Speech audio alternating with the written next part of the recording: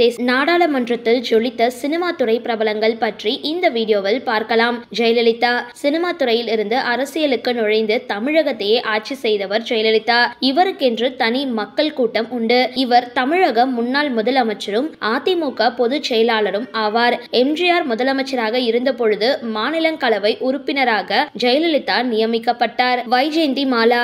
இந்திய சினிமாவில் நடிகை வைஜெயந்தி மாலா தமிழ் திரையுலகில் திரைப்படங்களில் நடித்து புகழின் உச்சத்திற்கு சென்றிருந்தாலும் பாலிவுட்டிலும் கால் பதித்தார். இவர் 1984ஆம் ஆண்டு நடைபெற்ற மக்களவை தேர்தலில் காங்கிரஸ் சார்பில் தென் சென்னை தொகுதியில் போட்டியிட்டு ஜனதா கட்சி தலைவர் செழியனை தோற்கடித்து எம்பி ஆனார். இதனைத் தொடர்ந்து 1989ஆம் ஆண்டு அதே பகுதியில் திமுக சார்பில் போட்டியிட ஆலடி அருணாவை தோற்கடித்து எம்பி ஆனார். ஜெயபிரதா. இந்திய அளவில் பிரபல நடிகையாக இருக்கும் ஜெயபிரதா 1993ஆம் ஆண்டு மாநிலங்களவை உறுப்பினராக நியமிக்கப்பட்டார். இதனைத் தொடர் 2004 மற்றும் 2009ஆம் ஆண்டு நடைபெற்ற தேர்தல்களில் உத்தரப்பிரதேச மாநிலத்தில் சமாஜ்வாடி கட்சி சார்பில் போட்டியிட்டு வெற்றி பெற்றார். நெப்போலியன். தமிழ் திரைப்பட நடிகர் நெப்போலியன் 2009ஆம் ஆண்டு நடைபெற்ற மக்களவை தேர்தலில் பெரம்பலூர் தொகுதியில் திமுக சார்பில் போட்டியிட்டு எம்பி ஆனார். அதோடு மத்திய காங்கிரஸ் கூட்டணியில் சமூக நீதித்துறையில்